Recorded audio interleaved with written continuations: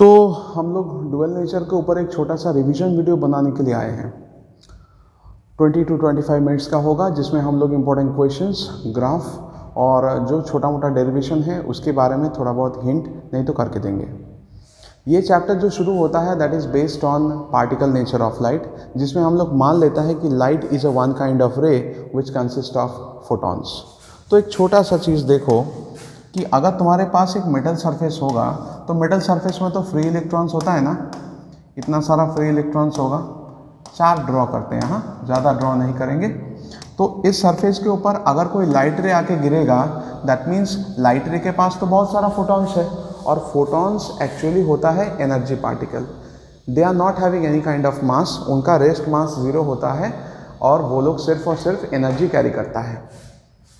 Photon के पास जो energy होता है उसको हम लोग E से लिखते हैं। E is directly proportional to the frequency of incident radiation.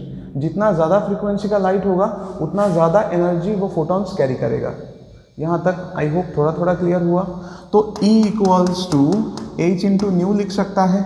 ये प्रोपोर्शनलिटी को तोड़ के इक्वल टू साइन लाया तो इसीलिए हमारे पास एक कांस्टेंट आया जिसको हम लोग प्लैंक कांस्टेंट के नाम से जानता है। प्लैंक्स कांस्टेंट, इसका वैल्यू कितना है 6.63 इंटू 10⁻⁻34 जूल सेकेंड। थोड़ा बहुत स्पीड अपना बढ़ा लेते हैं, इतना स्लो तो नहीं काम चलने वाला है। तो E equals to H into nu है तो इसको hc/λ भी लिख सकता है। अब यहाँ से क्वेश्चन बनना चालू हो जाता है। हमको कहता है कि तुम एनर्जी को इलेक्ट्रॉन वोल्ट में निकाल के दिखाओ। ये जो E this is the energy of incident radiation है, इसको हमको इलेक्ट्रॉन वोल्ट में निकालना है। कैसे निकालेगा, उसके लिए शॉर्टकट दिया हुआ था। E को हमें इलेक्ट्रॉन वोल्ट में चाहिए तो यूज दिस फॉर्मूला 1240/λ, जहाँ पे नैनोमीटर में होगा। ओके, तुम लोग चाहो तो 1242 भी यूज कर सकता है डिपेंडिंग ऑन द वैल्यू, जिसमें तुम्हारा कैलकुलेशन आसान हो। आइदर 1240 नहीं तो 1242, ठीक है। मैक्सिमम केस में यही से काम बन जाता है, वो 1242 वाला नहीं चाहिए, यही से काम बन जाएगा। ओके, किसी केस में अगर वैल्यू तुमको दिखे कि this is a factor of 1242 तो उस केस में वो फॉर्मूला यूज करना, अदरवाइज नहीं चाहिए। यही काफ़ी है। इसके बाद आता है कि कोई एक लाइट रे इस मेटल सरफेस के ऊपर आके गिरेगा तो इसके सरफेस के पास जितने सारे इलेक्ट्रॉन्स है वो लोग तो एनर्जी थोड़ा सा एब्जॉर्ब कर लेगा। They will absorb some amount of energy, and if the energy of incident radiation is greater than the minimum energy requirement for this electrons then they will come out. इसका मतलब क्या है कि इन electrons का minimum एक भूख होता है, इनको मिनिमम एक पर्टिकुलर एनर्जी चाहिए, वो मिलने के बाद ही वो वहां से रिलीज हो पाएगा। तो the basic minimum requirement of energy for a particular metal surface electrons to get ejected, वो होता है work function. Work function minimum amount of energy होता है जिसको मिलने से ये बाहर आ सकता है, ठीक है। तो इसके ऊपर बेस करके आइंस्टाइन का फोटो इलेक्ट्रिक इक्वेशन बनता है। आइंस्टाइन का फोटो इलेक्ट्रिक इक्वेशन क्या कहता है कि अगर E is the energy of incident radiation है और मेटल को बस इतना अमाउंट ऑफ एनर्जी चाहिए, ये वर्क फंक्शन को लिखने का तरीका है। अलग अलग मेटल का वर्क फंक्शन का वैल्यू अलग अलग होता है। ओके, तो जितना अमाउंट ऑफ एनर्जी एक पर्टिकुलर मेटल सरफेस पे आके गिरा, वहाँ से मेटल सरफेस के इलेक्ट्रॉन्स को जितना अमाउंट ऑफ एनर्जी चाहिए उसको अगर माइनस कर दूं तो बाकी बचा हुआ एनर्जी फोटो इलेक्ट्रॉन्स के काइनेटिक एनर्जी में बदल जाएगा। That will be converted to the maximum kinetic energy of the photo electrons. इसको हम लोग आइंस्टाइन का फोटो इलेक्ट्रिक इक्वेशन कहते हैं, जहां पे E का वैल्यू हो सकता है H into new and this is -5, नहीं तो hc/λ -5, ठीक है। इन तीनों में से कोई ना कोई तुमको जरूर न्यूमेरिकल क्वेश्चन में मदद करेगा। मैक्सिमम न्यूमेरिकल क्वेश्चन इसी फॉर्मूला के ऊपर बेस करके बना हुआ रहता है। H इंटू न्यू के लिए मेरे पास कोई शॉर्टकट नहीं है, वहाँ पे जो फ्रीक्वेंसी देगा उसको बिठाना है, H इंटू न्यू कैलकुलेट करना है। That means energy of incident radiation को कैलकुलेट करना है। न्यूमेरिकल सॉल्व करने के लिए यहाँ पर एक सजेशन मैं ज़रूर दूंगा, जब तुम्हें न्यूमेरिकल सॉल्व करना है तो वहाँ पे आइदर फ्रीक्वेंसी नहीं तो वेवलेंथ गिवन होगा। पहले चेक करो कि वो फ्रीक्वेंसी थ्रेशोल्ड फ्रीक्वेंसी है या फिर फ्रीक्वेंसी ऑफ इंसिडेंट रेडिएशन है। ओके, आई बात समझ में? जो फ्रीक्वेंसी तुमको गिवन होगा वो थ्रेशोल्ड फ्रीक्वेंसी है या फिर फ्रीक्वेंसी ऑफ इंसिडेंट रेडिएशन है। अगर फ्रीक्वेंसी ऑफ इंसिडेंट रेडिएशन है दैट मीन्स तुम्हें ई निकालना पड़ेगा which is given by h into new. अगर तुम्हें वर्क फंक्शन गिवन है तो energy of incident radiation calculate करने के बाद कंपेयर करके देखो विद द वर्क फंक्शन, दोनों का यूनिट सेम होना चाहिए। मैक्सिमम केसेस में देखा गया है कि एनर्जी ऑफ इंसिडेंट रेडिएशन मुझे इलेक्ट्रॉन वोल्ट में निकालना पड़ता है और वर्क फंक्शन भी मुझे इलेक्ट्रॉन वोल्ट में दिया हुआ रहता है। अगर energy of incident radiation work function से ज़्यादा हुआ देन इलेक्ट्रॉन्स वहाँ से निकलेगा, वरना नहीं निकलेगा। ठीक है, ज़्यादा लेक्चर देने का फ़ायदा नहीं है। जितना मिनिमम तुमको चाहिए इस एग्ज़ाम को क्रैक करने के लिए, जितना करना ही पड़ेगा उतना मैं दे रहा हूँ। ओके, बहुत हाई लेवल में बिल्कुल नहीं जाएंगे, एकदम बेसिक लेवल में जितना मुझे चाहिए एक काफ़ी अच्छा मार्क्स लाने के लिए। तो इसके बाद आ जाता है भाई, हमारे पास दो एक्सपेरिमेंट होता है। One is actually hertz experiment, दूसरा है लेनार्ड का experiment. Hertz actually electromagnetic waves के डिस्कवरी पे काम कर रहा था bye means of a spark discharge. अब उसने देखा कि अगर एमिटर प्लेट को मैं एक हाई फ्रीक्वेंसी लाइट रे से एलिमिनेट करूं तो वहां से स्पार्क निकल के आता है। It was detected by some detector loop. Okay, Lenard ने क्या किया, लेनार्ड ने एक ऐसा सेटअप बनाया। उसने एक एवैक्यूएटेड ग्लास ट्यूब लिया जहाँ पे एक क्वार्ट्ज विंडो रखा और दो तरीके का प्लेट रखा। इस प्लेट का नाम है, this is actually emitter plate and this is your collector plate. समझ में आ रहा है? याद तो आ रहा होगा ना थोड़ा थोड़ा। Emitter plate should be connected to the negative terminal of the battery and collector plate should be connected with the positive terminal of the battery. Okay, तो यहाँ ये क्वार्ट्ज विंडो से जो हाई फ्रीक्वेंसी लाइट रेस, उस time पे ultraviolet available था, तो ultraviolet light इस क्वार्ट्ज विंडो से एंटर किया और इस मेटल सरफेस पे आके गिरा। तो यहाँ पे सरफेस के ऊपर जितना सारा फ्री इलेक्ट्रॉन्स है उन लोगों ने एनर्जी ऑफ इंसिडेंट रेडिएशन को अब्जॉर्ब किया। अगर वो एनर्जी इनके बेसिक रिक्वायरमेंट ऑफ एनर्जी से ज़्यादा है तो कुछ इलेक्ट्रॉन वहाँ से निकल के आया। ये कलेक्टर प्लेट बैटरी के पॉजिटिव टर्मिनल से कनेक्टेड होता है। यहाँ से इलेक्ट्रॉन निकल के अगर बाहर आ रहा है, ऐसे इलेक्ट्रॉन निकल के अगर बाहर आ रहा है, so they are attracted by the collector. तो यहाँ पे इलेक्ट्रॉन्स मूव कर रहा है तो एक तरीके का करंट मिलता है जिसको फोटो करंट कहते हैं। थोड़ा थोड़ा समझ में आया ना? यहाँ से हाई फ्रीक्वेंसी लाइट रेज अगर मेटल प्लेट पे आके गिरता है तो अगर ये एनर्जी ऑफ इंसिडेंट रेडिएशन इनके वर्क फंक्शन से ज़्यादा है तो कुछ इलेक्ट्रॉन जिनके लिए वो एनर्जी एक्चुअली उनके वर्क फंक्शन से ज़्यादा है, वो लोग एनर्जी को एब्जॉर्ब करके बाहर आएगा। बाहर आने के बाद उनको दिखेगा, अरे वो देखो कलेक्टर। तो कलेक्टर एक्चुअली बैटरी के पॉजिटिव टर्मिनल से कनेक्ट होता है, वो इलेक्ट्रॉन्स को अट्रैक्ट करेगा तो इलेक्ट्रॉन्स मूव करेगा। ये इलेक्ट्रॉन यहाँ पे ऐसे ही स्पेस पे रहता है, इसीलिए इनको स्पेस चार्ज भी कहा जाता है। और इलेक्ट्रॉन्स का जो फ्लो होता है that generates the photo current. I hope यहाँ तक थोड़ा थोड़ा तो क्लियर होगा। कुछ और इलेक्ट्रॉन चाहो तो बना लो, देखने में डायग्राम बहुत खूबसूरत लगेगा। और ये वेरिएबल रजिस्टर यूज़ करना है, it should B a variable voltage power supply. इसके बाद हम लोग चल जाते हैं, वर्क फंक्शन तो मैंने बता दिया। थ्रेशोल्ड फ्रीक्वेंसी, थ्रेशोल्ड फ्रीक्वेंसी के लिए क्या चाहिए? Energy of incident radiation it can be greater than of work function और it can be minimum work function से इक्वल होना चाहिए, वरना इलेक्ट्रॉन नहीं निकलेगा।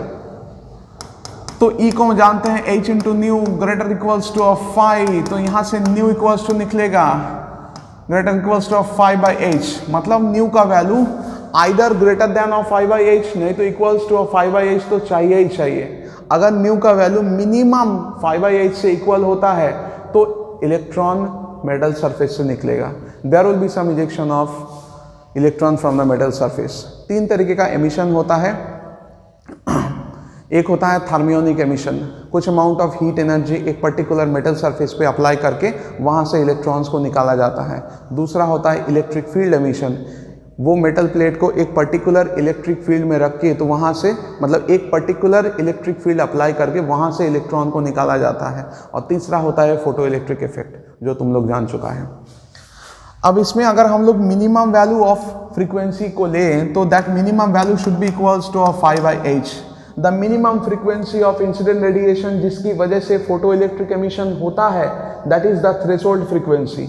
इसको हम लोग न्यू नॉट से लिखेगा and you will get a formula of phi, it is equals to h into nu naught. ठीक है, ये फाई का मतलब क्या है, दिस इज वर्क फंक्शन। मैं फिर से बता देता हूँ, ये नॉर्मल क्लास नहीं है, ठीक है, इसलिए मैं इतना स्पीड में जा रहा हूँ। This is a revision class, तुम लोग को ये चीज़ें पहले से पता है, बस एक ब्रश अप चाहिए उसमें, इसीलिए ऐसे बता रहा हूँ। अच्छा, आइंस्टाइन का फोटो इलेक्ट्रिक इक्वेशन क्या था? आइंस्टाइन का photo electric equation maximum kinetic energy. अच्छा, मैंने बताया क्या, बताया कि नहीं, मैं खुद ही भूल गया। हाँ, बताया तो। Maximum kinetic energy equals to E minus of phi. तो यहाँ से मैक्सिमम काइनेटिक एनर्जी को ऐसा ही रखो, E equals to h into nu, phi equals to क्या है, h इंटू न्यू नॉट। इसके बाद मुझे ग्राफ प्लॉट करना है। ग्राफ प्लॉट करने के लिए मुझे क्या चाहिए, y एक्सिस में क्या प्लॉट करूं, x एक्सिस में क्या प्लॉट करूं, वो तो याद नहीं रहता है। तो हम लोग y equals to mx plus c, नहीं तो माइनस सी, दोनों में से कोई एक यूज कर सकते हो। अगर तुम लोग y equals to mx plus C use करोगे तो c का value minus h into nu naught आएगा। ओके, अगर माइनस सी यूज करोगे तो c का वैल्यू सिर्फ h इंटू न्यू नॉट आएगा। दोनों सही है, कोई दिक्कत नहीं है। ये मैं कंपेयर करने के लिए यूज करता हूं, यहां से ये नहीं आता है। y का वैल्यू मतलब सॉरी, y एक्सिस में मुझे मैक्सिमम काइनेटिक एनर्जी प्लॉट करना है, x एक्सिस में फ्रीक्वेंसी को रखना है, and the graph will be like this. y axis में maximum kinetic energy, x axis में फ्रीक्वेंसी। तो कहानी इस ऐसा है, मैं धीरे धीरे फ्रीक्वेंसी को इंक्रीज कर रहा हूं बट फोटो इलेक्ट्रिक एमिशन नहीं हो रहा है, और इंक्रीज कर रहा हूं फिर भी फोटो इलेक्ट्रिक एमिशन नहीं हो रहा है। एक पर्टिकुलर टाइम पे फोटो इलेक्ट्रिक एमिशन होगा और फ्रीक्वेंसी को बढ़ाने से काइनेटिक एनर्जी बढ़ेगा। ठीक है, तो ये जो पीछे का एरिया तुमको मिला, this is your minimum requirement of energy for that particular metal, जिसको हम लोग फाई कहते हैं। ये होता है slope, this is actually the slope of the graph. Slope यहाँ पे m का वैल्यू है, that is equals to h। समझ में आया यहाँ तक? ये थ्रेशोल्ड फ्रीक्वेंसी है। अब चलो थ्रेशोल्ड वेवलेंथ। थ्रेशोल्ड वेवलेंथ के लिए क्या है कि एनर्जी ऑफ इंसिडेंट रेडिएशन तुम्हारा वर्क फंक्शन से इक्वल नहीं तो ज़्यादा होना चाहिए।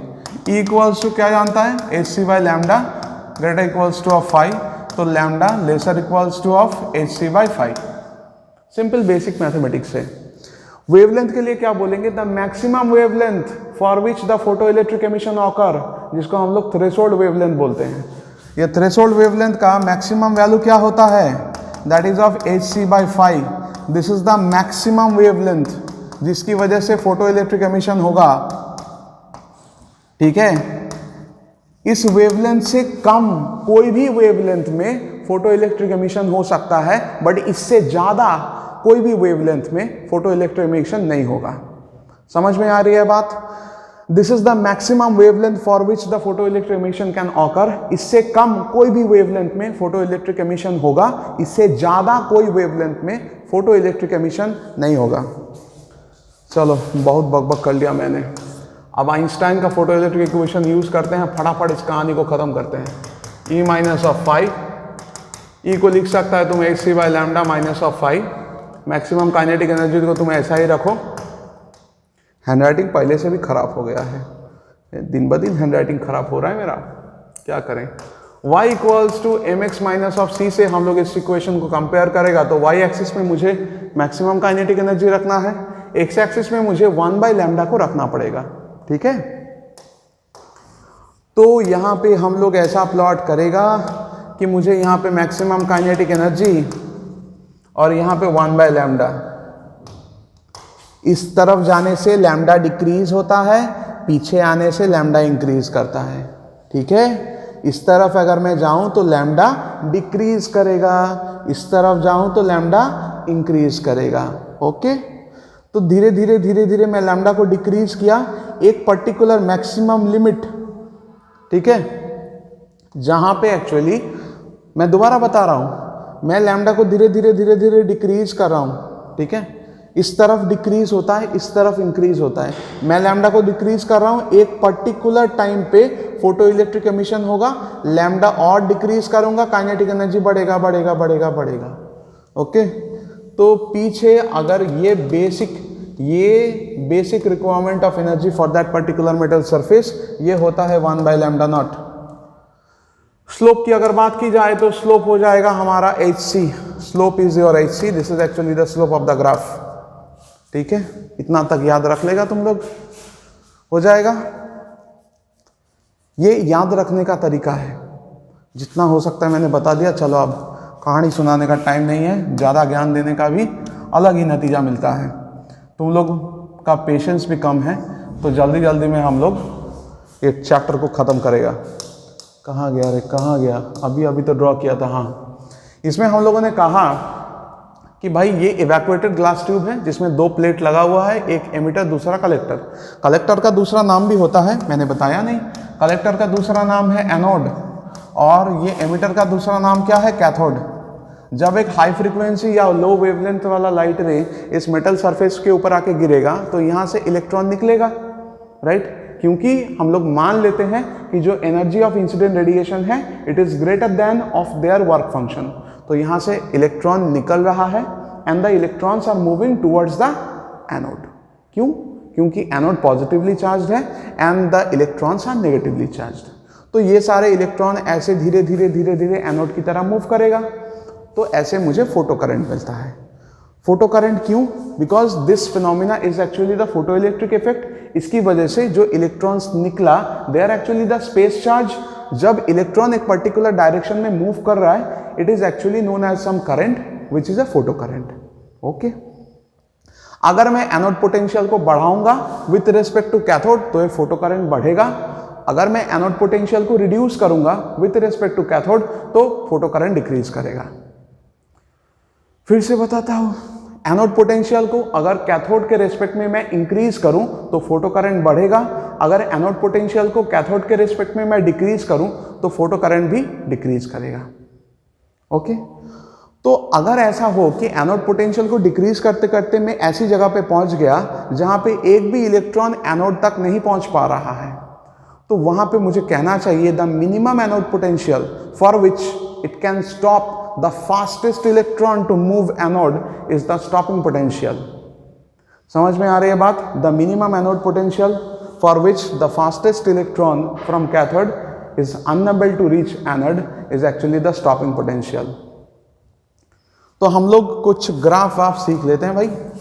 हम लोग का पहला ग्राफ ऐसा होता है, अरे भगवान ये दुनिया भर का वायर दे देता है। पहला जो ग्राफ आता है that is between a photo current and anode potential.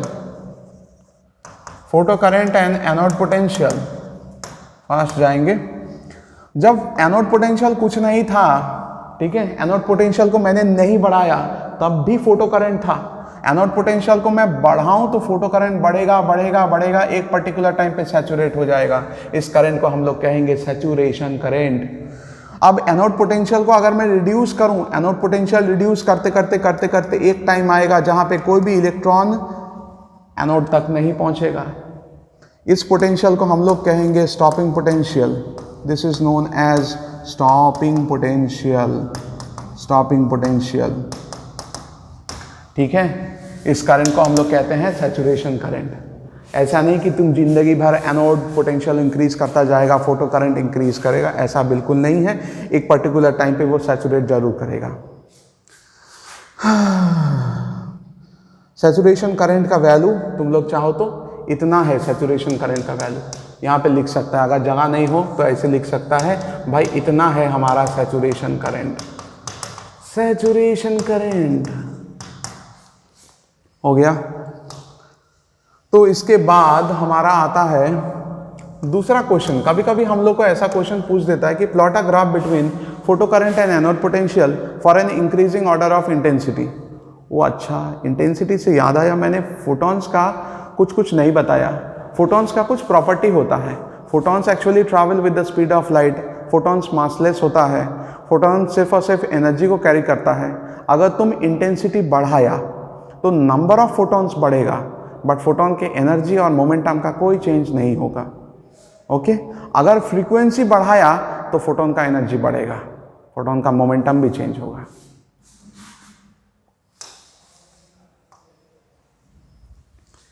Now इसके बाद हम लोग कह सकता है कि यहाँ पे हाँ, जो क्वेश्चन मैंने कहा, फोटो करंट I और एनोड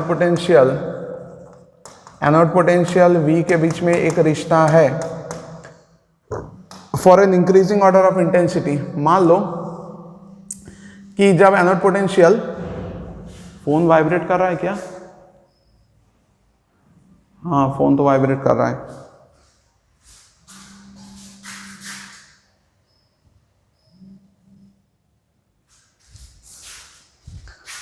सॉरी, फोन वाइब्रेट कर रहा था। घटिया कंपनी लोग सिर्फ क्रेडिट कार्ड बेचता है। नाउ यहाँ पे हम लोग क्या कह रहा था कि जब ये एनोड पोटेंशियल 0 था, फिर भी मेरे पास फोटो करंट का कुछ ना कुछ वैल्यू था। मैं एनोड पोटेंशियल बढ़ाऊंगा, फोटो करंट बढ़ेगा बढ़ेगा बढ़ेगा, एक पर्टिकुलर टाइम पे फोटो करंट सैचुरेट कर जाएगा। इस करंट को हम लोग सैचुरेशन करंट कहते हैं। सैचुरेशन करंट एक्चुअली यहाँ पे लिखना चाहिए था, बट मेरे पास जगह नहीं है, तो यहाँ से लेकर यहाँ तक इतना होता है ना सैचुरेशन करंट, इसमें मत लिखो, जरूरत नहीं है हमें। हम लोग एक क्वेश्चन सॉल्व कर रहे हैं। क्वेश्चन मान लो ऐसा है कि draw a graph between photo current and anode potential for an increasing order of intensity. तो अगर इसके लिए हम लोग स्टॉपिंग पोटेंशियल देख के रखें, it should be minus of V naught. मैंने इंटेंसिटी इंक्रीज कर दिया तो नंबर ऑफ फोटॉन्स बढ़ेगा, नंबर ऑफ फोटॉन्स बढ़ेगा तो इसका मतलब ज़्यादा से ज़्यादा फोटो करंट हमें मिलेगा। दैट मीन्स अगर फोटो करंट बढ़ा तो फोटो करंट बढ़ रहा है, एक पर्टिकुलर टाइम पे सैचुरेट कर गया। Suppose this is for the intensity I1, this is for the intensity I2। अब मैंने फिर से इंटेंसिटी को बढ़ाया, फोटो करंट और बढ़ गया, and this is for intensity I3। ठीक है, हमें बस इतना चाहिए कि अगर बोले कि इंक्रीजिंग ऑर्डर ऑफ इंटेंसिटी में तुमको सजाना है तो you should write as I1 less than I2 less than of I3, जिसके रेस्पेक्ट में हमें ये ग्राफ मिलता है। अब तुमको लगेगा कि मैंने स्टॉपिंग पोटेंशियल पे कोई चेंज क्यों नहीं किया। मैंने कहा कि अगर मैं इंटेंसिटी को बढ़ाऊंगा तो सिर्फ और सिर्फ नंबर ऑफ फोटॉन्स बढ़ेगा, जिसकी वजह से ज़्यादा फोटो करंट मुझे मिलेगा। ये I का मतलब इंटेंसिटी होता है, फोटो करंट नहीं। इनिशियली फॉर इंटेंसिटी I1 मुझे एक फोटो करंट और सैचुरेशन करंट का वैल्यू मिला था। मैंने इंटेंसिटी बढ़ाया, फोटो करंट भी बढ़ गया, सैचुरेशन करंट भी बढ़ गया। मैंने और इंटेंसिटी को बढ़ाया, photo current and saturation current दोनों बढ़ गया। बट स्टॉपिंग पोटेंशियल का कोई चेंज नहीं होगा। Stopping potential does not depend on intensity of light. Intensity of light तुम बढ़ा रहा है घटा रहा है, स्टॉपिंग पोटेंशियल को कोई फर्क नहीं पड़ता है। इसके बाद क्या करें, इसके बाद इस ग्राफ में बता देते हैं एक और चीज़। इसको थोड़ा इरेज करते हैं हम लोग, टाइम और यहाँ पे बोर्ड का स्लाइड दोनों बचाना चाहता है।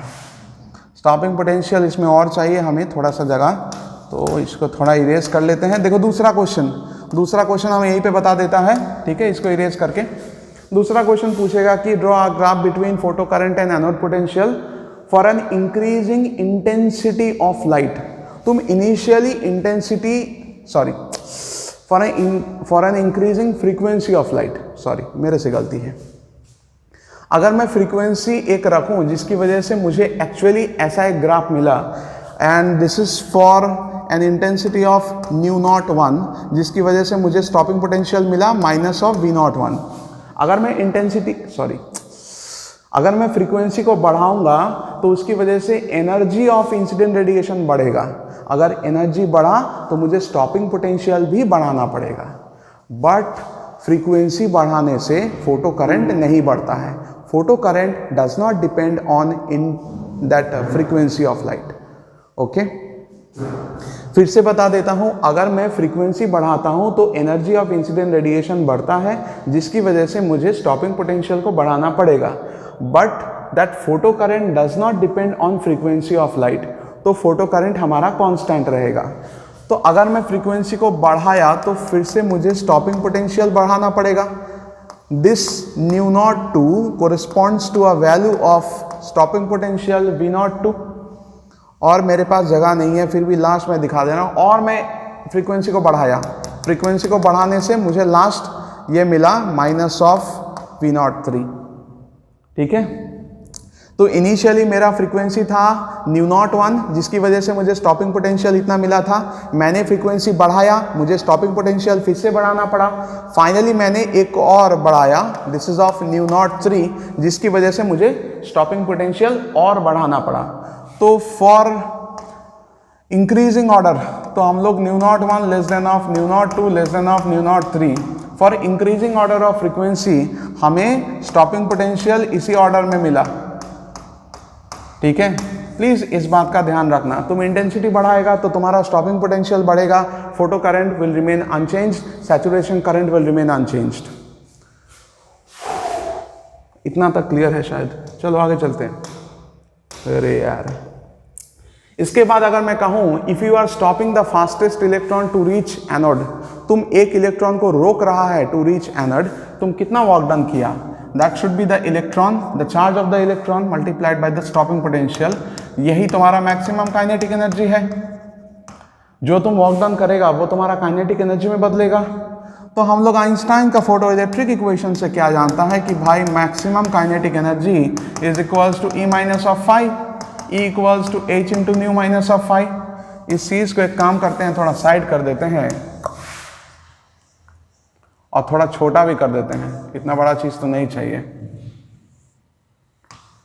ठीक है। अब देखो, अगर ऐसा है तो हम लोग लिख सकता है कि इस तरफ का मैक्सिमम काइनेटिक एनर्जी सेम है, दोनों तरफ अगर मैं E से डिवाइड कर दूं, दोनों तरफ मैं E से डिवाइड कर रहा हूं, this is a mathematical operation. Kinetic energy by the charge of the electron that is equals to of, यहां से निकालना पड़ेगा। मैंने ऊपर जो रिलेशन यहां पे दिया था वहां से मैं इतना निकाल सकता हूं कि V0 is equals to maximum kinetic energy divided by the charge of electron. तो इसके जगह पे मैं पुट कर सकता हूं, it should be V0 equals to H into nu by E minus of phi by E। तो यहां पे मुझे ग्राफ का रिलेशन मिल जाता है। कैसे पता चला मुझे? अगर मैं कंपेयर करूं y equals to mx minus c के साथ, तो y एक्सिस पे मुझे रखना है स्टॉपिंग पोटेंशियल, x एक्सिस पे फ्रीक्वेंसी, और ये है कांस्टेंट का वैल्यू। तो हम लोग ऐसा लिख सकता है कि ये मेरा स्टॉपिंग पोटेंशियल, ये मेरा फ्रीक्वेंसी। तुम फ्रीक्वेंसी धीरे धीरे धीरे धीरे बढ़ा रहा है, तो इस केस में मान लो एक ऐसा टाइम आया जहां पे फोटो इलेक्ट्रिक एमिशन हुआ, उसके बाद अगर तुम फ्रीक्वेंसी को बढ़ाएगा तो स्टॉपिंग पोटेंशियल भी बढ़ेगा। थोड़ी देर पहले मैंने कहा फ्रीक्वेंसी बढ़ाने से स्टॉपिंग पोटेंशियल बढ़ता है, तो फ्रीक्वेंसी में बढ़ा रहा हूं, स्टॉपिंग पोटेंशियल भी बढ़ रहा है। ये वैल्यू क्या है? दिस वैल्यू कोरिस्पॉन्ड्स टू ये, अरे यार, ये वाला, this should be of phi by E. Okay, यहां से चाहो तो तुम स्लोप भी निकाल सकता है, the value of slope is h by E. Okay, इसका एक दूसरा रूप भी है, मैं बता देता हूं। अगर मुझे कहा कि भाई तुम्हारा maximum kinetic energy equals to E minus five होता है क्या, तो तुम एक काम करो, E को लिखो hc by lambda minus of five, तो मैक्सिमम काइनेटिक एनर्जी ऐसा ही रहेगा। दोनों तरफ अगर मैं E से डिवाइड कर दूं, E is the charge of electron, it's a both side mathematical operation, इसमें फिजिक्स का कोई रिलेशन नहीं है, मैं सिर्फ मैथमेटिकल ऑपरेशन कर रहा हूं। Maximum kinetic energy by the charge of electron is actually V0 is equals to of hc by lambda into E minus of five by E। इसमें भी एक ग्राफ आता है, the graph is in between of stopping potential and 1 by lambda. इस तरफ मैंने कहा था लैम्डा डिक्रीज करता है, इस तरफ लैम्डा इंक्रीज करता है। मैं लैम्डा डिक्रीज कर रहा हूँ, एक पर्टिकुलर टाइम पे फोटो इलेक्ट्रिक एमिशन हुआ, उसके बाद अगर मान लो तुम लैम्डा को और डिक्रीज करेगा तो उसके बाद तुम्हें स्टॉपिंग पोटेंशियल भी बढ़ाना पड़ेगा। Stopping potential is inversely proportional to the wavelength. Wavelength अगर मैं इस तरफ डिक्रीज करूँ तो मुझे स्टॉपिंग पोटेंशियल ऑटोमेटिकली बढ़ाना पड़ेगा। मतलब अगर इस तरफ मैं जाऊं तो मुझे वेवलेंथ डिक्रीज करना पड़ेगा ना, तो वेवलेंथ डिक्रीज कर रहा हूं, स्टॉपिंग पोटेंशियल इंक्रीज हो रहा है, ऐसा। And the pattern of the graph is same. ये तो जगह छोटा पड़ गया, pattern of the graph same है, ये तो तुम लोगों को पता चल गया ना, तो नीचे कर सकते हैं ना ऐसा। तो तुम लोग को ये वाला चीज मालूम है, that is a five by e होगा। स्लोप यहाँ पे hc बाई ई होगा। दिस वैल्यू ऑफ स्लोप, इतना अच्छा क्वेश्चन वो लोग नहीं पूछने वाला है, फिर भी बता दिया। ठीक है, ये रिवीजन वीडियो है, इसमें हम लोग पकड़ पकड़ के नहीं करवाएगा। रिवीजन वीडियो और छोटा होना चाहिए था, बट इससे ज़्यादा स्पीड चला गया ना, तब बस सब बाउंसर जाएगा। अभी शायद हम लोग एक्सपेक्ट कर रहे हैं कि इतना समझ में आया, बाउंसर नहीं गया तो ही बेटर है। ठीक है, अगर ध्यान से देखेगा बिना स्किप किए तो हो सकता है, थोड़ा बैक में जाके भी देख सकता है तुम लोग। इससे ज़्यादा क्या ही पूछेगा रे, इससे ज़्यादा क्या ही पूछेगा, इतना तो पूछ लिया। ये ग्राफ बाप का जो भी कंसेप्ट था सब मैंने ख़त्म कर दिया। उसके बाद आता है तुम्हारा मैटर वेव्स, मतलब वेव नेचर ऑफ मैटर। इसमें पहला आएगा व्हाट इज़ मैटर वेव्स, तो बोलना है भाई नेचर इज सिमेट्रिकल। अगर रेडिएशन के लिए दो तरीके का नेचर है, that is particle nature of light, wave nature of light, तो मैटर के लिए भी दो तरीके का नेचर होगा, that is a particle nature of matter, wave nature of matter. Particle nature of matter तुम लोग बचपन से सीखते आ रहे हैं। फॉर एग्जांपल ये ऑब्जेक्ट है, इसके ऊपर फोर्स लगाऊंगा, ये थोड़ा वेलोसिटी से मूव करेगा, इसका हम लोग रोटेशनल मोशन में भी ला सकते हैं। ये सब कुछ इसका पार्टिकल नेचर ऑफ मैटर है। वेव नेचर ऑफ मैटर में ऐसा कहा जाता है from de Broglie hypothesis that every moving particle has some wave associated with it. The wavelength of that particular matter wave is given by h by p. मैंने क्या कहा, every moving particle has some wave associated with it. The wavelength is given by h by p, जहाँ पे p का मतलब है momentum. Momentum को लिखा जाता है as a mass into velocity. तो ये एक फॉर्मूला है। मोमेंटम और काइनेटिक एनर्जी के बीच में एक रिश्ता है, तो वो रिश्ता क्या कहलाता है? Momentum p is equals to under root of 2m into of kinetic energy.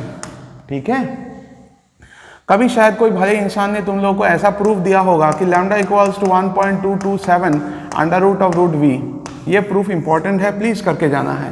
Proof करने का तरीका, अगर मान लो मुझे एक इलेक्ट्रॉन को एक पोटेंशियल डिफरेंस, मान लो यहाँ पे एक पोटेंशियल डिफरेंस है, ठीक है, ऑफ v वोल्ट, मुझे एक इलेक्ट्रॉन को इस पोटेंशियल डिफरेंस के थ्रू लेके जाना है, तो मुझे कितना वर्क डन करना पड़ेगा?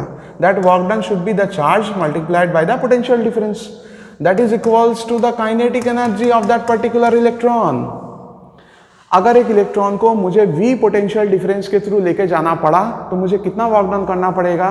That is the charge multiplied by the potential difference, it is the kinetic energy of the electron. तो मैं लिख सकता हूं कि भाई lambda is equals to h by P. हम लोग जानते हैं p equals to root over 2m into kinetic energy. अब हम लोग यहाँ पे और भी जानते हैं कि ये 2m into of kinetic energy का वैल्यू e इंटू वी कहा मैंने, v यहाँ पे पोटेंशियल डिफरेंस है, वेलोसिटी मत मान लेना, सब चला जाएगा। ये h Planck constant, mass of electron, charge of electron, सारा वैल्यू तुम पुट करेगा, कैलकुलेशन दिखाने की जरूरत नहीं, डायरेक्टली लिखना है 1.227 under root of root v। बात खत्म, चैप्टर खत्म। थोड़ा ज़्यादा ही फास्ट हो गया, हमको देखना है कितना टाइम का हुआ है। कल अच्छे से एग्जाम देना है।